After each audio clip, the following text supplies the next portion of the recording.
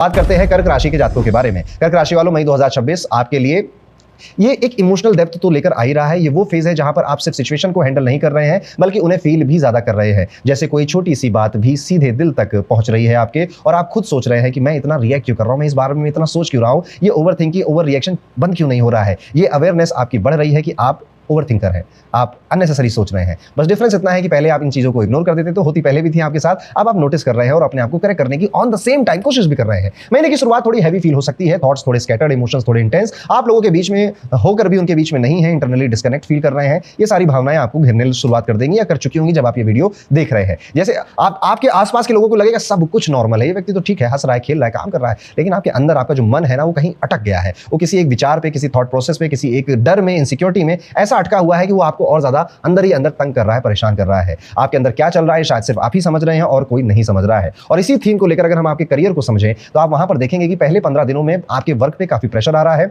आपसे कोई डॉक्यूमेंटेशन गलत हो गया है, आपने कुछ गलती से किसी को कुछ बता दिया, जैसे सर की आपके बॉस की मीटिंग होगी 8 बजे, आप कह दोगे सर 9 बजे मीटिंग है आपकी, इस तरह से कुछ गड़बड़ कर दिया आपने। एक्सपेक्टेशन आपको बहुत ज्यादा हाई है कि लोग मुझे बहुत ज्यादा मेरे काम को तारीफ करें, मेरे काम को देखें, बट एक्चुअली में आपके पेशेंस का यहाँ टेस्ट है। इसलिए इस महीने में स्पेशली अपने वर्क प्लेस पे कोई भी काम कर रहे हैं, किसी को कोई बात बोल रहे हैं तो आप उसे डबल चेक जरूर करिएगा। किसी को कोई डॉक्यूमेंट दे रहे हैं, कोई आया था आधार कार्ड लेने, आपने पैन कार्ड दे दिया, इस तरह की छोटी छोटी सिली मिस्टेक आपके वर्क प्लेस पे हो सकती है, इसलिए डबल चेक करने से आप इसे रिड्यूस कर पाएंगे। एक सिचुएशन और आपके वर्क प्लेस पे यहाँ पे क्रिएट होगी कि आपके ग्रुप में, आपके यार दोस्तों में 2-4 लोग आएंगे और कहेंगे कि चलो भाई थोड़ा आंदोलन करते हैं, थोड़ा प्रोटेस्ट करते हैं, थोड़ी अपनी बात अपर मैनेजमेंट में रखते हैं, एचआर से बातें रखते हैं। तो 4-5 लोग ग्रुप बनाएंगे, मीटिंग करेंगे कि चलो हमारी सैलरी बढ़ाओ, हमें सैटरडे को भी छुट्टी दो। इस तरह का कोई कार्य आप ग्रुप में आप नहीं करोगे, ग्रुप आएगा आपको मोटिवेट करेगा कि तुम्हें भी हमारा साथ देना चाहिए, मत दीजिएगा, किसी का कोई फायदा नहीं है। एचआर या फिर बॉस की नजरों में वो सारे के सारे आ जाएंगे और एक एक करके फिर आपके पत्ते उड़ा दिए जाएंगे। इसलिए अभी सही समय नहीं, लड़ने के सही टाइमिंग होता है, कभी भी नहीं लड़ाई की जाती है। लड़ाई उस वक्त की जाए जब आपके जीतने के चांसेस सबसे ज्यादा हो, वो टाइम भी आएगा, उस टाइम का वेट करिए जाए। ये एक टेम्परेरी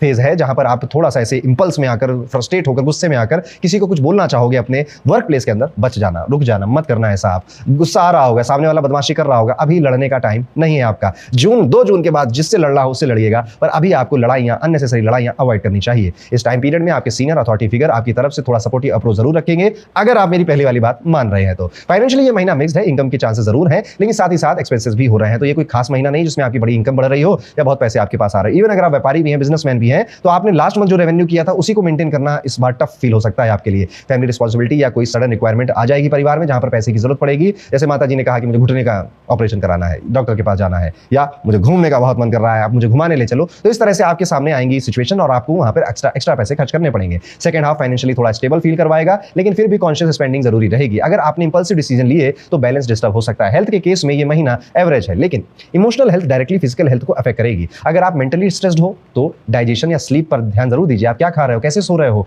और इस टाइम पीरियड में मैं कर्क राशि वालों आपके लिए एक बेहतर चीज भी बता के जा रहा हूं।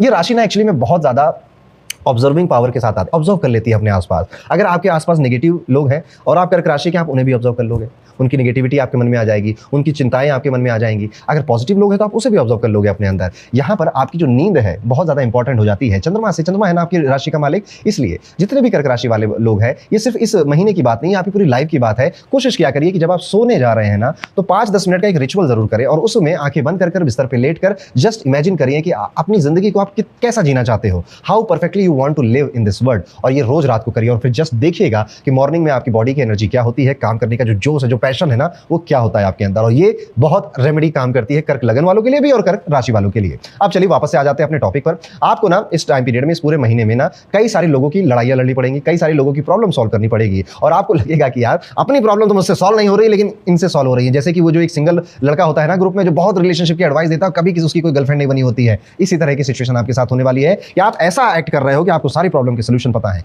इमोशनल हो, प्रैक्टिकल हो, आप सारे सबके सोल्यूशन कर दो, बस अपना नहीं कर पाते हैं, दूसरों का कर पाते हैं। आप लोगों की बातें, लोगों से बातें करोगे, उनको प्रॉब्लम को सॉल्व भी करोगे, एज अ प्रॉब्लम सॉल्वर आगे निकल कर आओगे, लेकिन इसी बीच में ना लोग भी कुछ बातें करेंगे। और मैंने कहा ना, आप सब कुछ ऑब्जर्व कर लेते हो, पकड़ के रख लेते हो, छोड़ते नहीं हो, आपको बहुत ज्यादा अफेक्ट करेगी उनकी बातें। कभी कभी आप उन चीजों को भी पर्सनली ले जाओगे जो एक्चुअली में शायद पर्सनल थी भी नहीं। लव लाइफ में पहला हाफ थोड़ा इमोशनल इंबैलेंस लेकर आएगा। आप लड़ाई करोगे, झगड़ा करोगे, तो मैं करोगे, साइलेंट हो जाओगे, साइलेंट ट्रीटमेंट दोगे पार्टनर को, और छोटी छोटी मिसअंडरस्टैंडिंग बड़ी होती रहेंगी और 15 दिन आप इन्हीं सब चीजों में तामझाम में फंसे रह सकते हो। अगर आपने इस फेज में पेशेंस रखा तो सेकंड हाफ सिचुएशन आपकी रिलेशनशिप की बेटर कर देगा, वरना पूरे महीने यही होने वाला है। तो अगर आप चाहते हैं कि ये सब लड़ाई झगड़े ना हो तो बहुत ज्यादा क्लैरिटी रखिए और ये वाला वीडियो अपने पार्टनर को भी सुना दीजिएगा कि इस महीने तैयार रहो, खूब झगड़ा होने वाला है। आप अपनी फीलिंग को क्लियरली एक्सप्रेस कर पाएंगे इस टाइम पीरियड में और सामने वाला भी आपको समझने लगेगा अगर आप बैलेंस बना रहे हैं तो। ये फेज रिलेशनशिप को हील करने के लिए अच्छा है। ये ईगो को साइड रखिए, बातें करिए और थोड़े से गिफ्ट्स भी दीजिए। अगर आपकी शादी हो चुकी है तो एक पैटर्न देखने को मिलेगा कि पहले आप जितना इमोशनली बात नहीं करते थे अपने पार्टनर के साथ, अब आपका अचानक से मन कर रहा है कि लाओ यार इसको भी थोड़ा मौका देकर देखते हैं